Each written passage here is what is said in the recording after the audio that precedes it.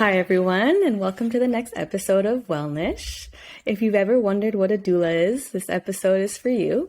Today we have Natasha Lappos, who's a full-spectrum doula and first-time mom to a little toddler. Originally from Montreal, Natasha has been living in Shanghai for the last 6 years, initially working in the field of education and then shifting her life to freelance in catering, yoga teaching, as well as hosting monthly women's circles. After giving birth, she felt called to support women during birth and the postpartum period. Natasha has recently moved across the world to Tasmania, where she is currently providing her doula services. So welcome. Hi, welcome. Welcome to the show, I guess. So Natasha, I think I'd like to start with the most obvious question. So what is a doula? Okay, so we have, like you said in the intro, there's a full spectrum doula. So what that means is I'm a birth doula, but I'm also a postpartum doula. And some people choose to do both. Some choose to do just birth or postpartum. So simply put, a birth doula and a postpartum doula would be a support person. So a birth doula would support you during birth, emotionally, physically, mentally, spiritually.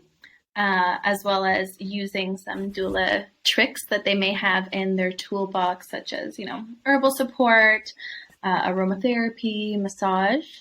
And then a postpartum doula would support you during that, what we call a fourth trimester. And that can look any way you really want it and the support that you need, but again, supporting you emotionally, physically, spiritually, mentally, and just kind of creating a plan, to support you the best way that you see fit. Like they can support you through cooking some meals, doing some light cleaning, supporting you with other children, just running a bath for you, processing your birth experience.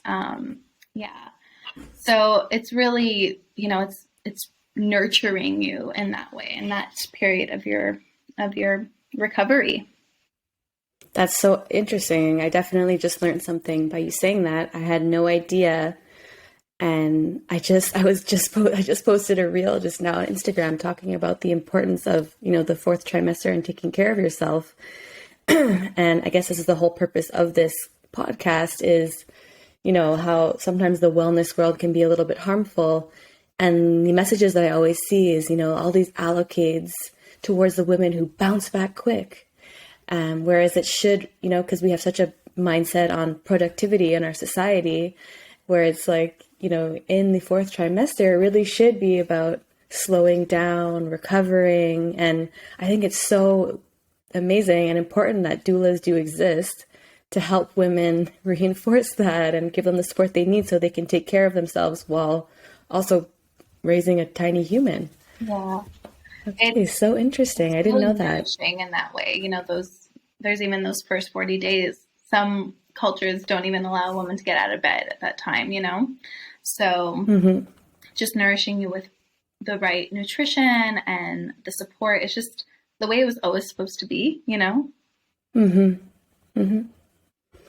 So how did you end up being, I know I spoke about this in the intro, but what compelled you to want to become a doula? How did your career or life evolve so that you made this career choice? Yeah, it's funny because I was one of those people who felt like they were always, a jack of all trades, and then it goes master of none. And, I think mastery is kind of overrated anyway. So, I'm always going to be curious in that sense, but I was always dabbling in things like that were different. So as you saw, I started in education, and then I started doing catering and yoga teaching and women's circles. And after my own birth experience, which I'm sure we'll get to, but I just felt it. I felt the call to support women during birth and then postpartum, and everything that I had dabbled in before just kind of linked up, and I had that aha moment of like, this is my calling. This is what I'm meant to do. And then everything that I had that I had done in my life kind of added to that toolbox, the doula toolbox. Like, I love to cook. I love to nourish my friends and my family. Yoga teaching, education of some sort, and then like working with women. So I actually had a healer once tell me, like, two years ago, like, oh, I see you in the future working with women closely. And at that time, I didn't see myself doing women's circles like full time and doing that as like my calling, and it didn't make sense to me until now. I'm like, oh wait, he was totally right. Like, I see that now. Yeah. Can you explain what a women's circle is? So yeah, I was doing monthly circles. So we'd go with following the moon. So sometimes it would be a new moon or a full moon circle, and we'd talk about what was going on. But it was mainly a coming together of community and a shared space, and really a remembering of what it was to sit amongst other women and share space and hold space for each other. It was this beautiful co-creation. It wasn't like, oh, I'm here to guide you. I was facilitating it, but the magic that came through in those circles was just like heart opening. And it really felt like a memory of what we used to do. We were never meant to be like in separate homes and doing all this and being isolated. And you can say the same thing for birth and postpartum. We were meant to be in community, and just providing that container to come together it was really beautiful. And you can also do like mama circles too, mama blessings. Yeah. So I will be getting to that as well. Okay, very interesting. I couldn't agree more. I talk about this a lot with the men in my life, and how as women we heal so much in groups. Like, whenever we have something going on, we just naturally gravitate towards our friends and talking it out, and I think that's something that makes that's very special about being a woman. And then the context of why I talk about it with the men in my life is because I think that they have a harder time. They don't necessarily process like we do.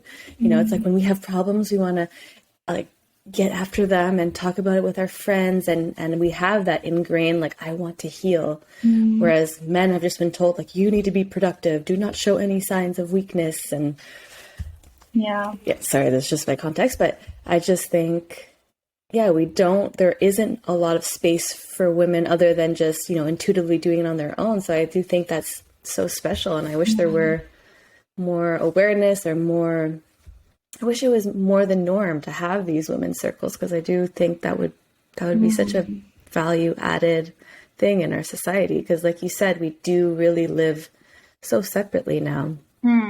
It's hard to come together. Yeah, there is that reawakening happening now. I don't know if you can see it around, but even just in birth and hearing the word doula and women's circles and men's circles, like my husband was hosting men's circles in Shanghai that were so heart opening, and just that space to, hey, let's leave that crap out and let's just go and talk and share. And there's actually guys doing it in Montreal. So look that up, but yeah, it is that remembering that we're coming back. And I think with being a doula, I just want to preface by saying that doulas aren't a trend. I think that's kind of like a new buzzword that people are hearing. Oh yeah, my friend had a doula. And it's like, it's not a trend. They're here to stay. And it's really reclaiming what was lost, reclaiming that community. And that. So I guess that would be a good segue into, what is the Western view of birth, and how has it changed, and how do the views of birth, differ around the world? And is that what you mean by reclaiming? Yeah, exactly. So, there's quite a bit of a birth history.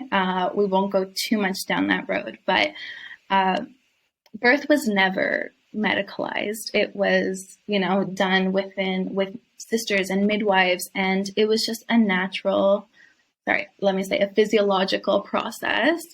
But it was done within community. And then, women were supported after giving birth, and it was seen as this beautiful initiation and was treated as a rite of passage, right? And it was honored that way.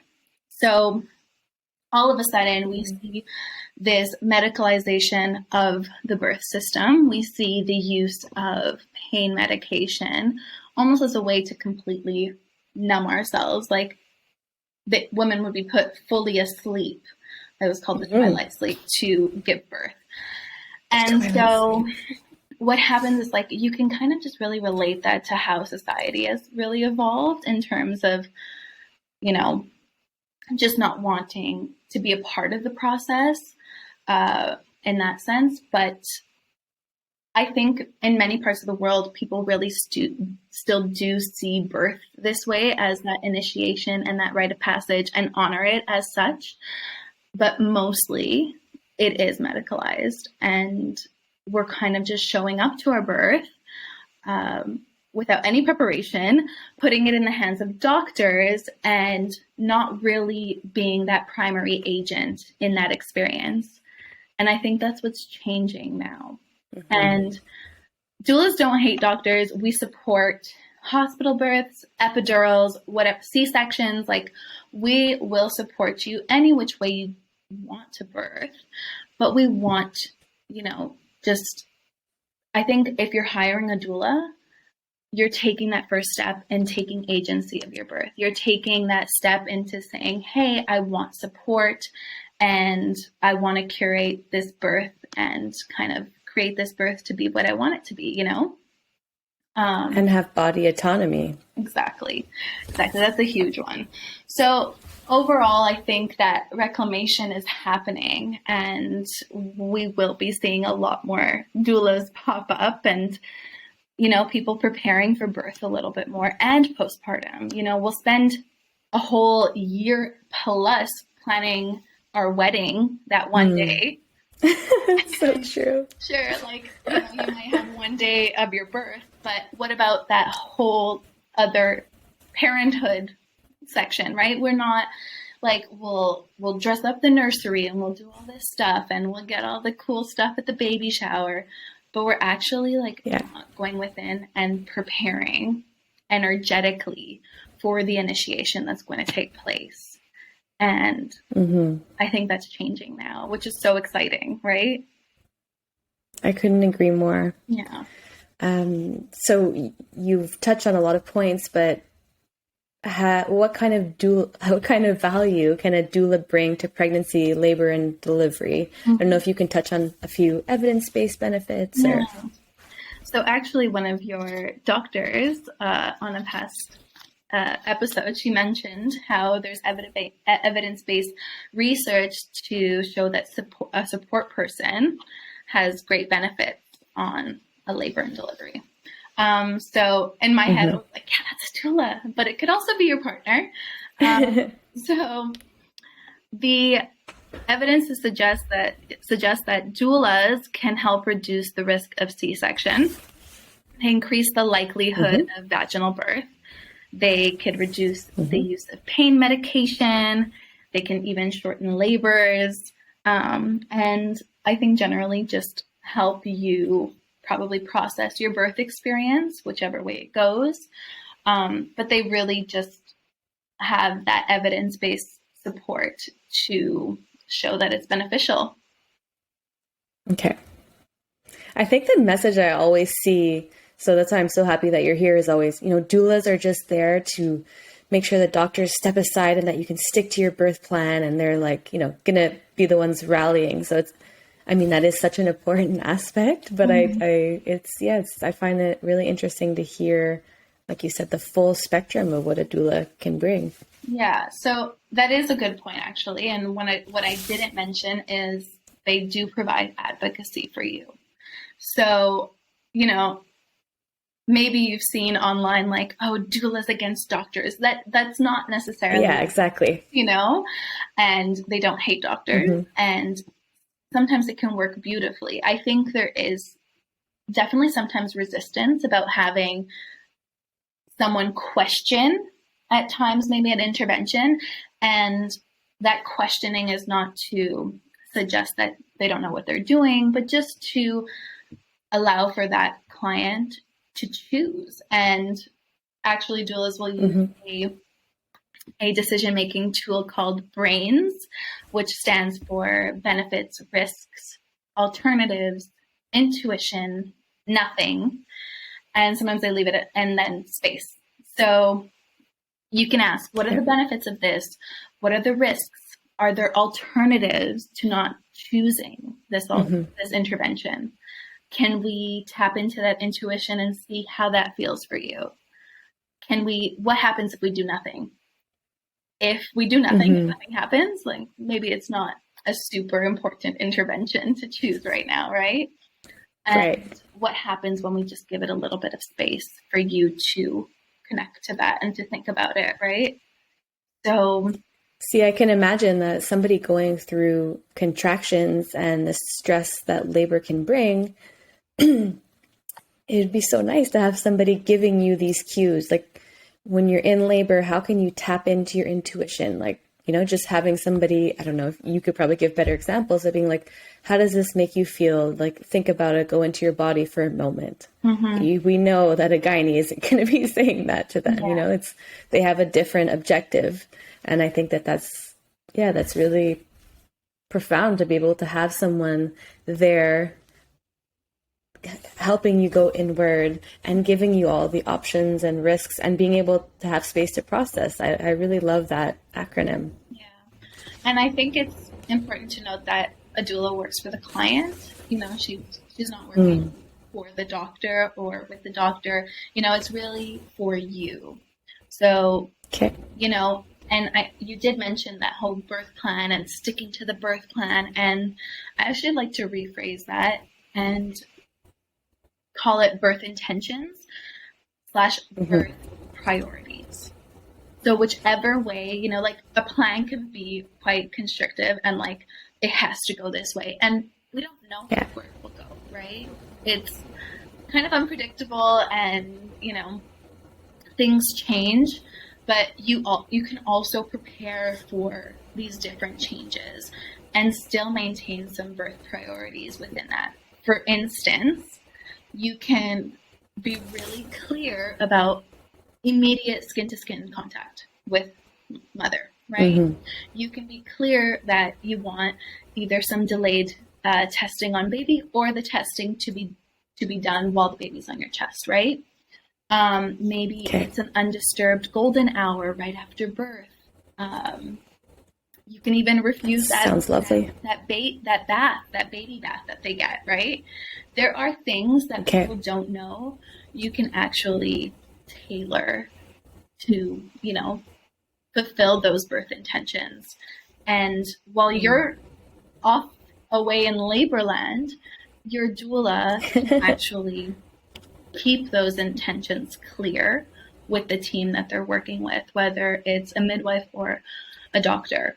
So you won't have to think about that. And I think that's where advocacy comes through. And doulas also support partners as well, right? So they want to be an active member in the experience, but they can also relieve the partner, right? Being able to kind of tag team and get the partner to rest a little bit and then come in, showing the partner how to support, you know, the woman in labor. And I think that's so important. I've treated so many women who felt like their partner was stressing them out more than anything, but you know, it's not something that has taken up a huge part of their life to think about. We've thought about, you know, that one day as women, birth is something that we may or may not do, but it's something we have the capacity to do. So that's interesting. And I had some women feeling like they were trying to help their partners during labor, but they've also never had the training. So it just makes so much sense to have a doula there who can guide them, because they want to be there for them in the best way. Every partner who's there is going to have best intentions for the person going through labor, but maybe they just don't know how. And I can totally see how valuable that would be. And the last thing you want to do when you're in labor is worry about how your partner is feeling. Someone else. Yeah. How are you doing? Doing good? No. Do you need a rest?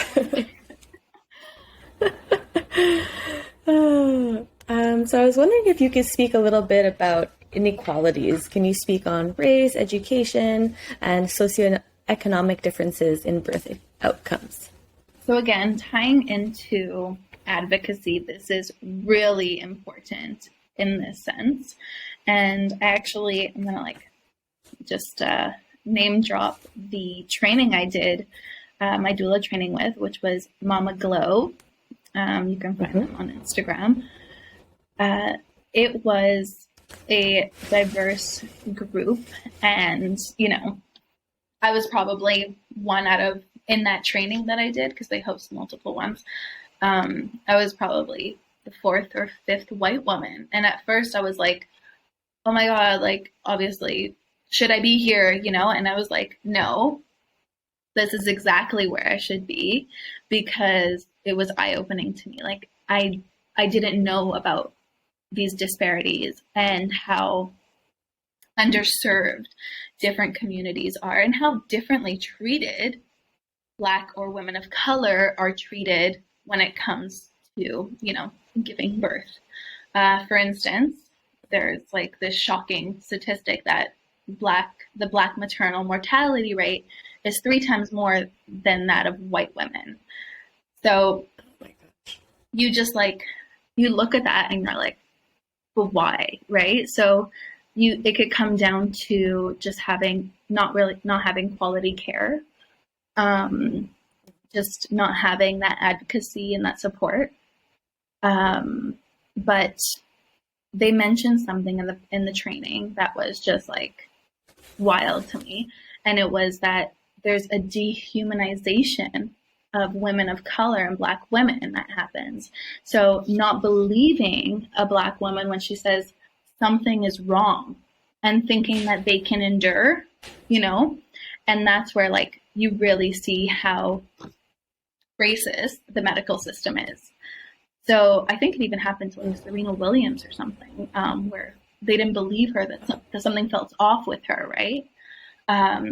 Well, in Quebec, it wasn't during birth, but in Quebec, there was a big story about an Indigenous woman, finally a story like this has made the media, who was in hospital in, I forget where, but it's north of Montreal, and she was explaining that she wasn't well, and somebody videotaped, and you could literally hear the nurses in the background laughing and not believing, and it became a massive campaign. But, to say that, and our government decided to double down on their belief that there is no systemic racism in the medical community or in Quebec, point final, and then these stories come out. Yeah. It's just, I mean, not that I wish that had never happened, but I think it's so important that made the news, made the media, because that was one of many that luckily got on tape, and that's the only reason that we're talking about it. I love how Canada thinks they're exempt from racism when it came to George Floyd and police, racism within that community. It's no, you're not exempt at all, So it's no. Anyway, it was just. Sorry, it just made me think of that, but I cut you off from your train of thought. Be making the news, and it's it's just crazy. It was really, really eye-opening to me, because I never dove into that part of, I knew that racism lied within different systems, but that was just the dehumanization of BIPOC communities, and just thinking that they can endure and that they should endure was just that just clicked as to what is really at the root of it, plus so much more.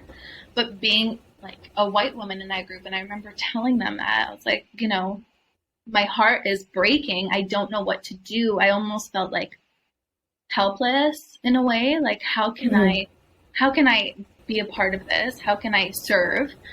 And it was like, actually, no, I'm meant to be here. I'm meant to serve in this way. I'm meant to hear everything I'm hearing and share in those stories, because this is like our job, white people's job. This isn't their fight anymore. Let them rest, let them heal, let them, this is not their fight.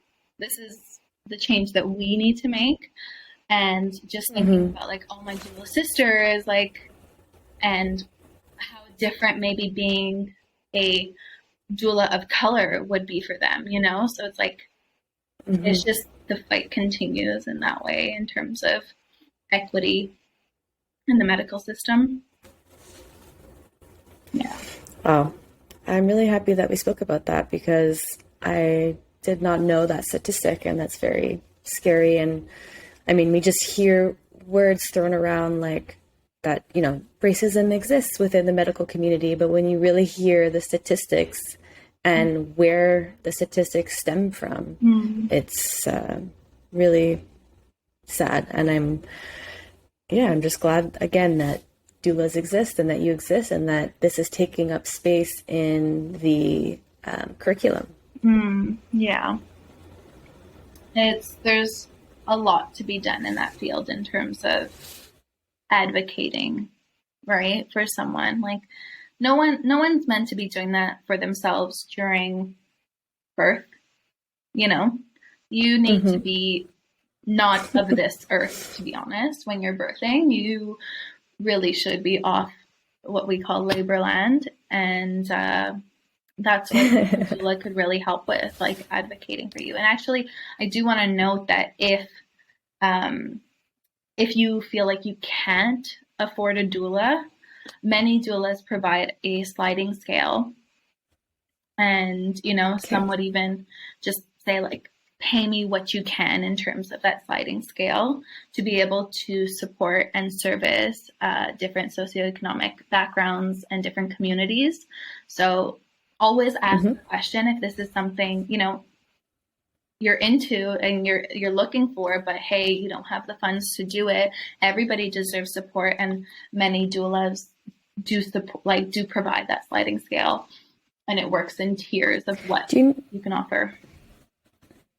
Do you know of any countries that have incorporated doulas into their healthcare system? Does that exist?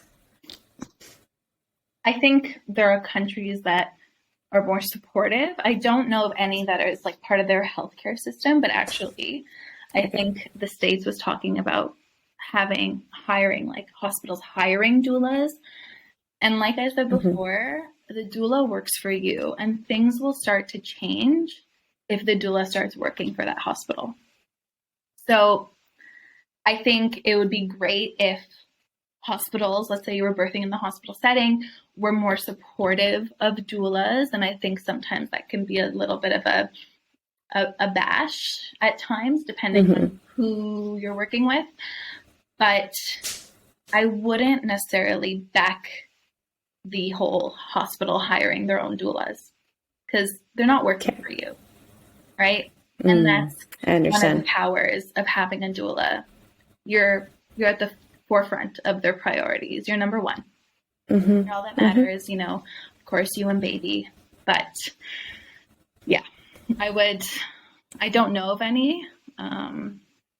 And I wouldn't. Well, I'm not surprised that the U.S. is one of the leaders in that. Like, it seems a bit counterintuitive, but at the same time, like we spoke about before, the U.S. is a free market, and there's probably studies that have shown that, going the less intervention, the less cost associated to the hospital. So having a doula there to support women will actually be beneficial to their bottom line. Yeah, there's always a bottom line. So it's like always like follow the money type trail, especially in the US, because the system is different from Canada. But I just have to question where the money follows. If it is this like falsehood of, hey, we have doulas here, we're very like pro birth, and is that just like a facade, and then they can kind of push their agenda through the doula? I'm not saying like, I'm painting doctors up to be like, oh, Yeah. No, I understand, but it removes the bias. Yeah. Yeah. So I wouldn't really back that. And a lot of doulas, when there was mention of that, were really like against that happening, right? You want Okay. Okay, I see. Yeah. I see. That makes sense. So I was wondering if we could talk a little bit about your birth. And maybe if you can weave in a little bit some inherent beliefs we have about birth, right, and how you process that during, your first birth. Yeah. Well, as for inherited beliefs about birth, I'll start with that because that kind of ties in. But I think we all have our own set of inherited beliefs, and it could be a generational line of stories kind of passed down, and really a generational like energy around birth that is passed down, whether it wasn't even like explicitly said like birth sucks, you'll hate it. Like it could be an energetic thing where your matrilineal line was just like kind of disempowered when it came to birth. So it could be energetically passed down and inherited in that way. But inherent beliefs could be like basically extended in Hollywood and the depictions that we have around birth there, right? Like, I think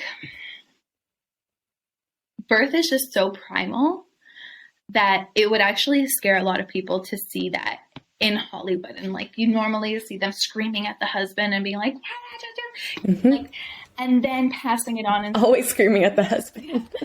Get this baby out of me, like screaming at the doctor. And what really happens in birth is just this wild, primal sense. And that can look really peaceful and really grounded, or it can look like roaring that baby out. So we're not like shown these real depictions vastly around, the media or anything. So I think if you were looking at like inherent beliefs, like think about what stories are attached to birth. And I think usually it's a lot, obviously, of what we see, but a lot of what lives within our own communities and within our own family. So as for me, I'll tie that into that. I really had a lot of inherent fear around birth. And that was because in my line, I never had an experience or a story shared where someone claimed their birth. And they claimed it as an initiation and a rite of passage and a chance for beautiful healing, and something to be honored. And like I never had that growing up. And I think some people are really lucky to grow up with that, but I just had this ideology passed down where, you show up, the doctor does it, and they might tell you like, oh no, your pelvis is too small, and like, kind of make you feel like your body is damaged. And so I grew up hearing those stories around birth. And then I also grew up with having this immense fear of pain because I would faint from pain my whole life. I had I have a condition called vasovagal syncope, where you get triggered, the vagus nerve would get triggered and then cause my blood vessels to dilate and then cause me to lose consciousness for like a couple seconds, probably 10 seconds. To me, it feels like 10 years. And I wake up and I'm like, how long was I out for? And they're like, you literally fell down and got up. And I'm like, I thought I was dead. But I did this my whole life. Like I've probably fainted over 100 times in my life, everywhere you can imagine. Wow.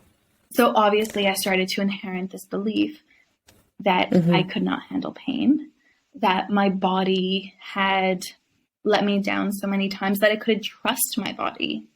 And I think those stories can relate to whether you have this condition or not, like all across, right? Like how many times do we not really connect with our body, or has our body kind of let us down, or we don't trust it, you know?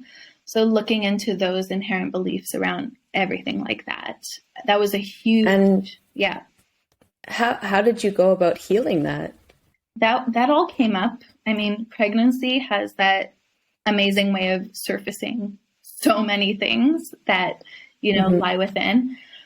And when I was pregnant, that was the first time I was able to name that condition. So my whole life I lived with this condition and I didn't have a name for it. And I was in search of people who had an unmedicated birth with this condition, and I couldn't find an article anywhere. And that's when I finally put a name to it. I was like, I have vasovagal syncope. Like, it's a mouthful, but finally, you know, everything was surfacing, and I realized like how much trauma lived in my body, like that I had stored away, that I didn't on a day-to-day, like didn't realize that I had this, and, you know, all the mistrust that I had in it, and how disempowered I felt in my body at times. And so all of that came up. Obviously, it came up to heal. And I saw my birth and my unmedicated birth as the biggest opportunity for healing for me. And that is what solidified my why. Like, why do I want an unmedicated birth? And yeah, on the other side of that, like, it was because I knew the expansion that was on the other side. So, you know, you don't have to choose an unmedicated birth, and doulas support epidurals and all of that. And I think it really depends on a person and what their reasoning is. And for me, it was that it was to regain that agency and that empowerment again in my own body. That's so interesting. Yeah. Yeah, I've dealt with, I guess for the last maybe under 10 years, just a lot of chronic pain. So like one inherent belief that I have now is, like most people with chronic pain, your nervous system is out of whack, and you have to, and so pain, usually you feel it more intensely than somebody who, let's say, doesn't have any sort of chronic pain. So that's something that I've fully integrated. And I remember when I first met you, I was like, you know, the whole, like an unmedicated birth, working with a midwife, and you know, that primal aspect of birth, it all interests me so much, but I was like, I'm too scared of pain because it just seems like I don't deal with it well. And you're like, I faint every time I have pain, and I did an unmedicated birth. So if I can do it, you can do it. And I really think about that a lot. Like, and I think it's so important. And I find that interesting how you're saying that pregnancy felt like a very healing time for you. And I wish we would really view it like that, because yeah, it's going to be an expansion on the other side. So this is the time to heal the things. That let me clarify that my pregnancy was a shit show. Okay. It brought up everything, right? For healing. Okay.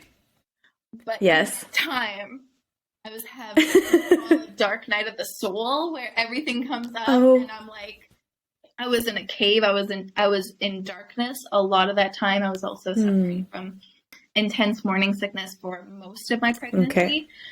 But at the same time, it was surfacing, right? So all those feelings of like doubt of, I can't do this. Who am I?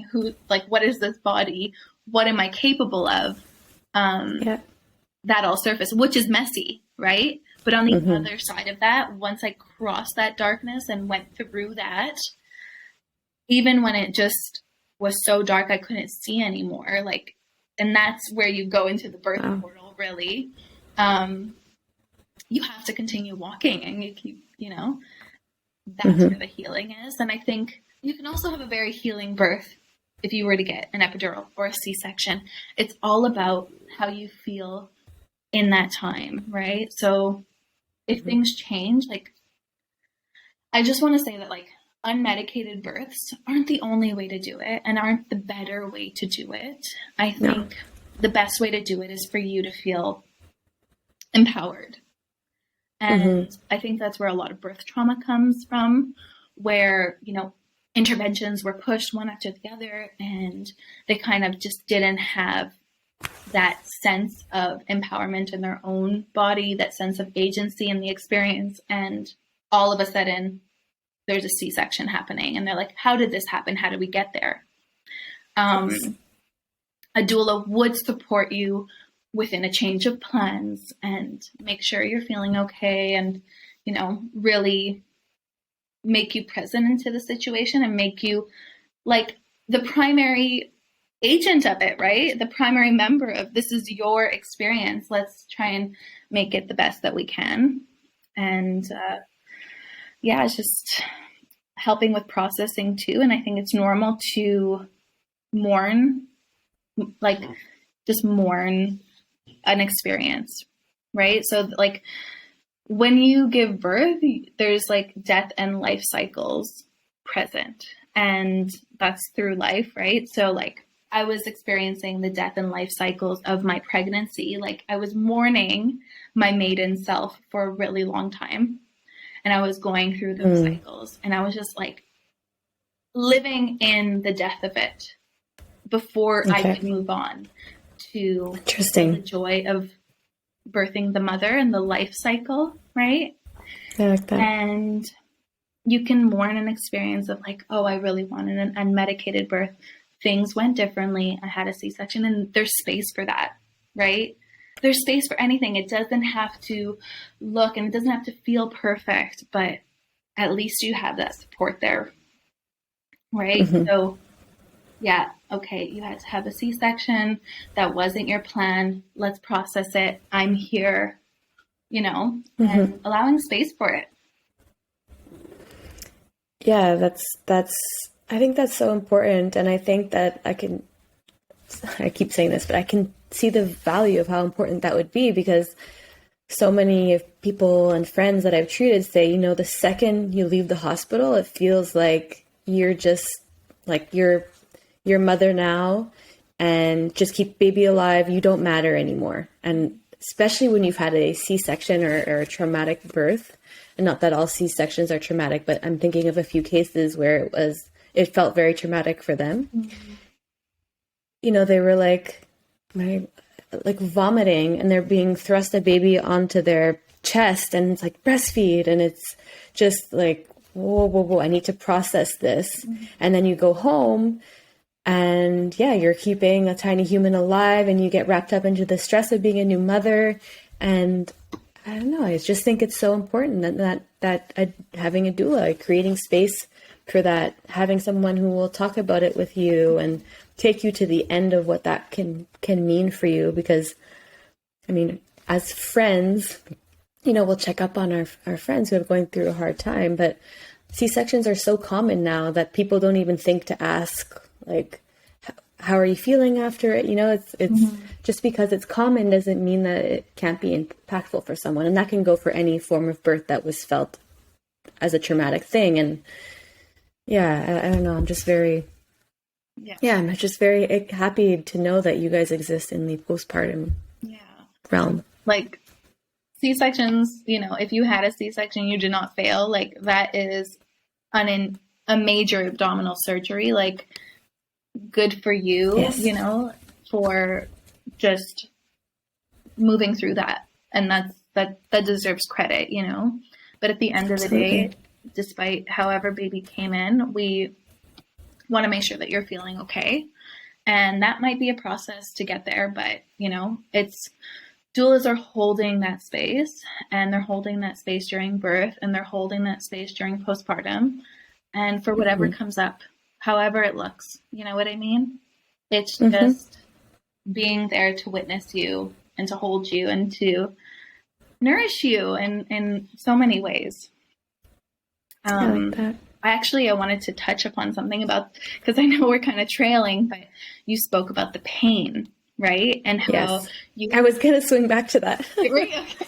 Because you had that chronic pain and you were, I almost want to say, like, if I could do it, you could do it. And that's not, like, in my head, it felt like such a huge mountain for me to climb that I just want to shout it out to anyone. And that might not be the case, but there's something to really focus on here, is that pain is different. And that was a huge moment for me. First of all, like, when I experienced it myself. And before that, I had was reading a lot of different things and trying to wrap my head around it. And I was really mental about it all. So I was really trying to learn about my condition and what can I biohack my body to not faint and stuff like that. And it's not mental. It's not a mental process. It's not supposed to be a mental process. It's like I said, that primal instinct is taking over. And that pain is not the same.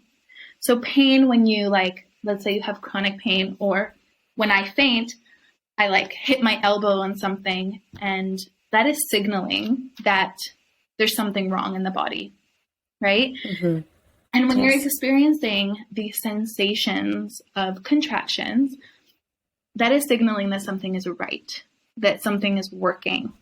Okay. So that pain it's not pain. It's purposeful and it's powerful, right?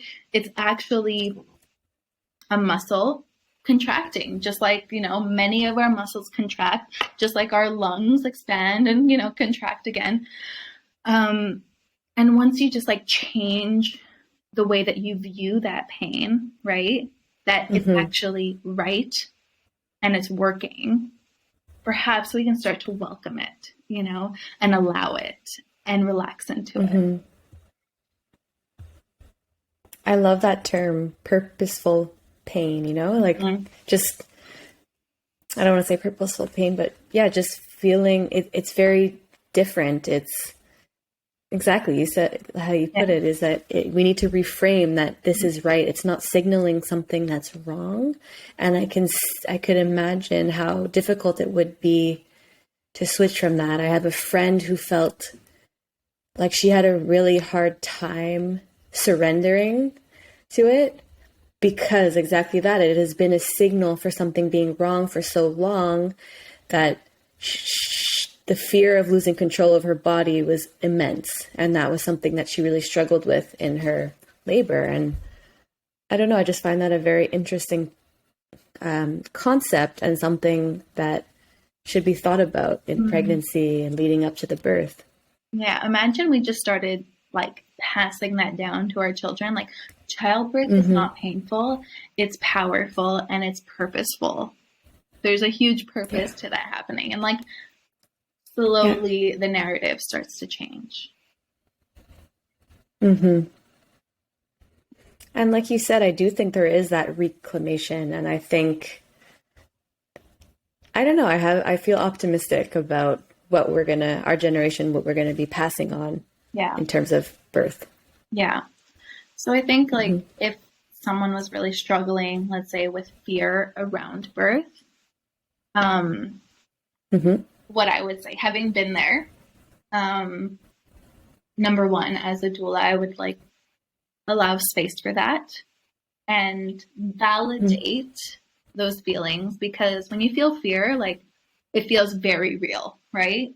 It's a valid fear, right? It's a valid lived experience. So allowing space for that, and then leaning into the roots of these fears. And I think, like you said, your friend had that experience of losing control, and that's a huge one. How does that connect to other parts of her life, right? And,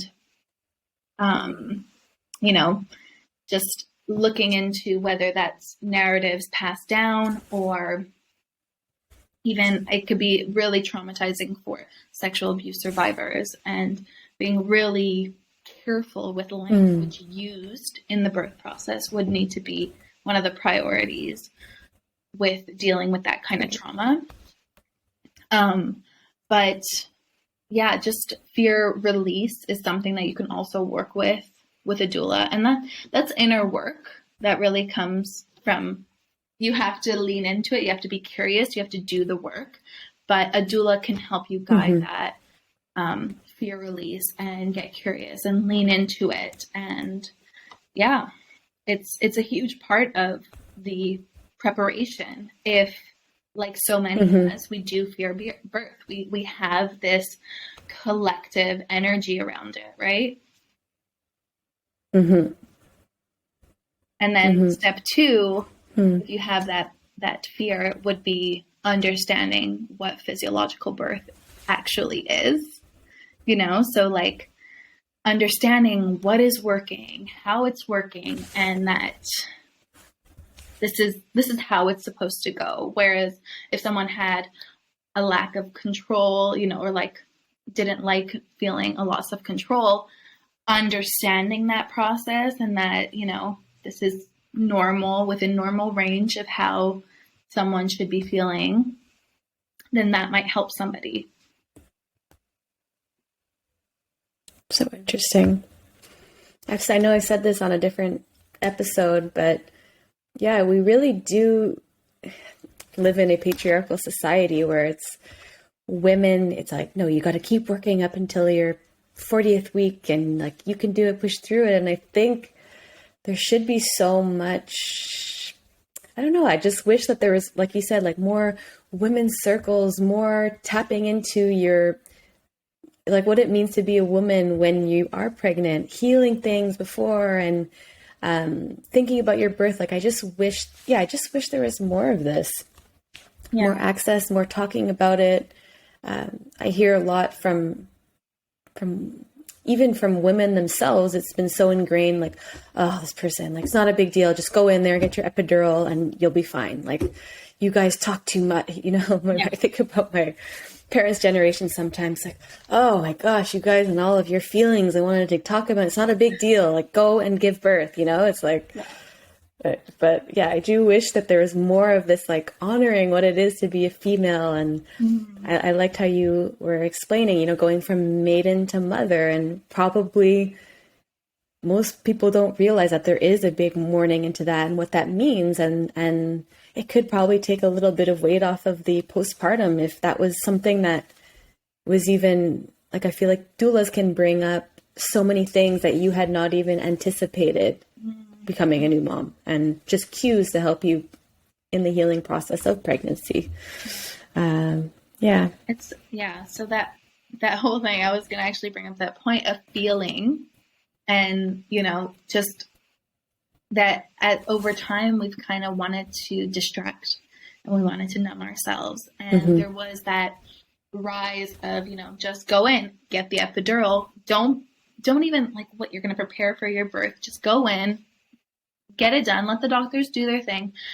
And what does that say about us as a society? Like, and I had a moment, and you will have those moments in my own birth where I was met up against myself in that darkness, and I didn't see the light out, and it was long, and I had a long labor, and I had back labor. So I had my baby was posterior. So I had intense back labor. And so I just couldn't see the light at the end of the tunnel. I felt like I was going to be there forever. And I remember thinking to myself, like, why am I doing this? Why am I doing this? I could just, you know, be transferred. I could go to the hospital. It's not an emergency. I could be transferred to the hospital. I could go get an epidural, and I can numb this feeling. But I leaned into that, and I asked myself, why am I so quick to numb something? Because it's uncomfortable. And how many times in other parts of our lives do we want to numb something, distract something because we're uncomfortable, because it's dark, because it's just, you know, it's not easy breezy. And like, can we just sit in that darkness for a little longer, you know? And so that was a huge moment for me in terms of like okay, I've done this in my life before. And I did it over time. Like thinking back, like I remember being in that season of my life of postpartum, and, you know, I had a 1st-degree tear, and, you know, it hurting when I'm peeing, and being like, when will this end? I can't see, like, it's already been 4 weeks of me still burning. Will I ever get out of this? And like, so many times we want to rush those seasons away. And then I look back and I miss them. I miss giving birth. I miss having that. I miss being freshly postpartum, because it'll never be that way ever again. That experience was like one in its own, you know? And so it just like shined a huge light on like how many times I wanted to do that in my life, you know? Interesting. So a concept that I had never heard of before that I found on your Instagram page was the idea of a birth flow. And again, what we see in media is it really seems like the woman is in pain the whole time. It isn't a cyclical thing with contractions. It is god awful for, you know, the whole 24 hours. I don't know what the average labor time is, but that's a term that's thrown around a lot. So what is a birth flow? And can you kind of explain that? Yeah. So I did mention a few times that Laborland, I love to say it. Yes. Because, you know, you are really on another planet, and we want you to be. We want you to be connected to your body in a different way. Or maybe that's, you know, using a hypnobirth or a track or a guided meditation, whatever that is, anything that's going to get you to stay in that flow of release. And really, like you said, that flow. So thinking of it as surges, as waves coming over the body instead of that contraction. So it's always like, although the uterus is doing that, it's actually expanding, right? The cervix is expanding. So if we saw it as that instead of contract down, right? Like grip your whole body, clench. If we saw it as like, okay, expansion or a wave, and it's going to fall and it's going to wash over you. Like if we just change that narrative around simply those words, we change how we view them, right? We change how we feel about them. So when I talk about birth flow, we talk about just in a state where we're allowing oxytocin to flow nicely. And oxytocin is what's going to get those contractions coming in, and those contractions are going to bring baby forward. Oxytocin is also that love hormone. So think what gets baby in is going to get baby out. Right? So we want to be in that state. We want, like, so this is where beautiful partner support comes in, and giving kisses, giving hugs, getting oxytocin, and like getting you all cuddly and feeling good will encourage. I have a friend who what really helped her was clitoral stimulation during her birth from her partner. There you go. Like made all the difference. Yeah. Amazing. That's amazing. Exactly. We say that too, you know? So getting that going. And this is where I think maybe you saw it on one of my reels that I did, where you're in a birth flow and then you keep getting interrupted. Maybe it was that one, but this is yes. This is where I love it. The birth space becomes really important. Now, we did say that doulas, you know, support hospital, home births, whatever that may be, birth centers. It's where you feel safest. So if you're going to feel safest at a hospital, sure, let's design that to get you into that state. Most of the time we say labor as long as you can at home, because home is where we feel the safest, right? Yes. And the transition to a hospital, like all of a sudden you might be on somebody else's timetable, right? Time slots there, and you're in a different environment, and all of a sudden, like we said, it being a primal act, you talked about this with the vet on another episode, where it's a nocturnal activity. Like, we want low lights. Animals give birth at night. It's a nocturnal activity. They don't want to be seen by predators. The same goes for us, Makes right? sense. Like, if you're in that birth space, create it so that you're going to get the most oxytocin flowing. Dim the lights, get some fairy lights. You can use aromatherapy, and really limiting the transition of people coming in. Or if it interrupts your flow, you can deny the cervical checks. We want to keep you as much as in that state as possible. And if it comes to that you have to go from your home to the hospital, you know, you can wear sunglasses, a blindfold, keep your meditation in your ear, whatever is going to anchor you down to keep you in that state is going to be the best. And again, maintaining and holding that birth space is also something that the support partner or the doula can do. Like, hey, we only use low voices here. We're dimming the lights. We want to move around freely, and, you know, creating that space for you to stay in that birth flow, because that's what's going to bring baby out. Think about it. Like, if you go in a hospital room and those bright lights and people are walking in, can you have an orgasm in that room? If you have an orgasm in that room with the way that the flow is, like the transition of people coming in, the nurses, you're not going to be in a good birth flow there. So, oh, that's amazing to think about. I love that comparison. Yeah. Exactly like you said, what got baby in has to get baby out. Exactly. So funny. And you do have those options to choose that, right? You, just because you'll see this on Instagram and stuff, like a common thing to say, just because it's policy doesn't mean we can't do it. Just because people are used to doing this with their eyes shut, you know, because it's day to day. Okay, baby bath. Oh, do this, do that. Like, doesn't mean you have to do it. You can create those birth priorities that align with you and have that say, you know, just because the doctor said no, choose what you want. Does it feel right for you to have that baby bath? If it does, sure. I didn't bathe my baby for 11 days. They're born with that Vernix. I kept that on her. It protects her skin, and there was no need, you know? Yeah. I think I want to end on that note, because that was really great. And do you have any more tips or anything that you wanted to get out there before we wrap things up?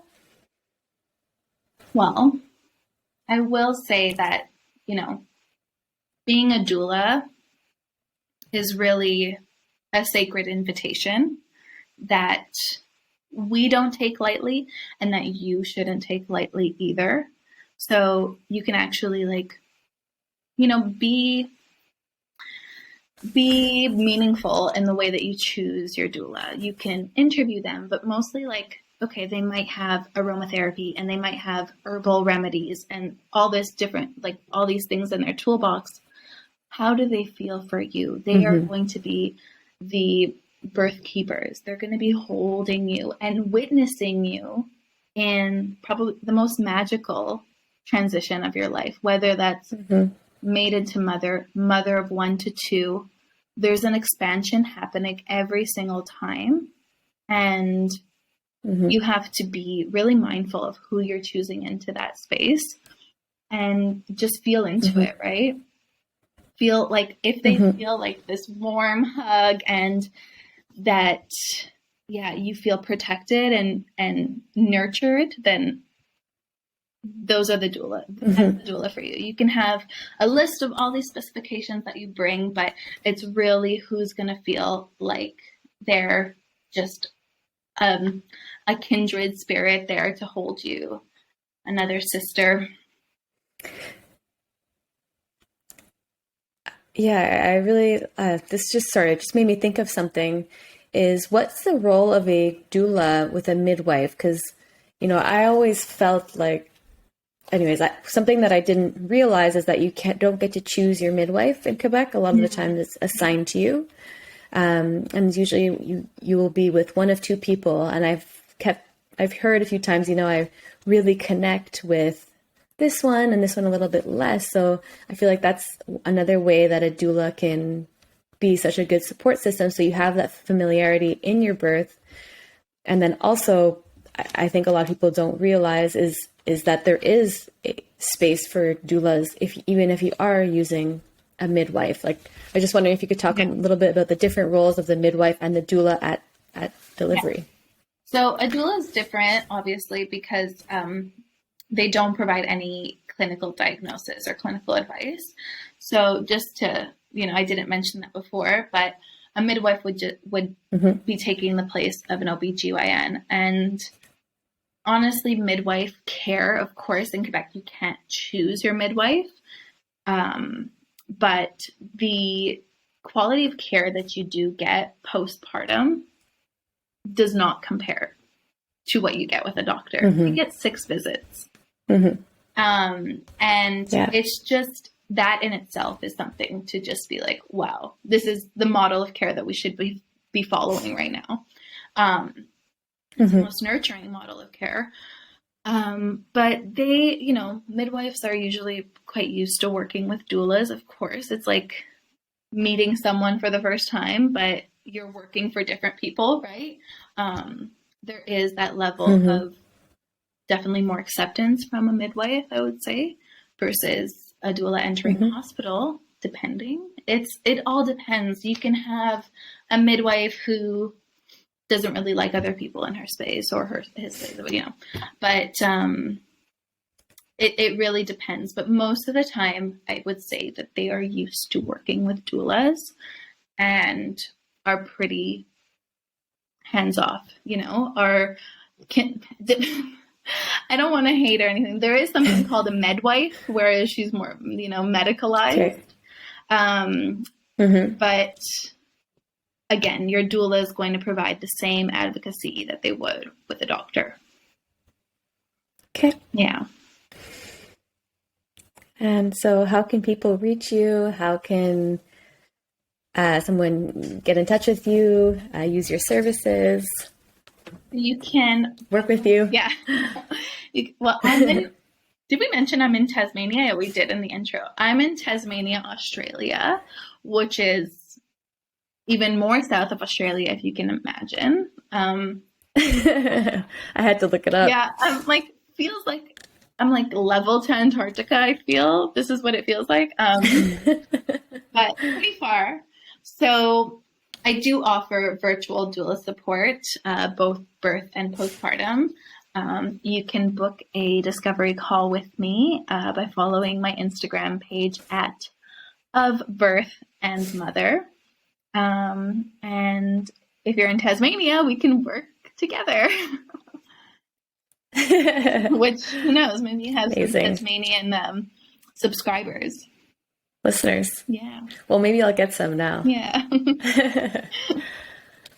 Well, thank you so much, Natasha, for giving us your time. And I learned so much, so I really appreciate you coming on the show. Yeah, thank you so much for having me. It was lovely to talk about all things birth, and we probably could have continued this conversation for another hour, Yeah, we'll definitely have to do another one. Yeah. Well, thank you. Okay, well, I guess for you, have a wonderful sleep. All right, bye. Bye.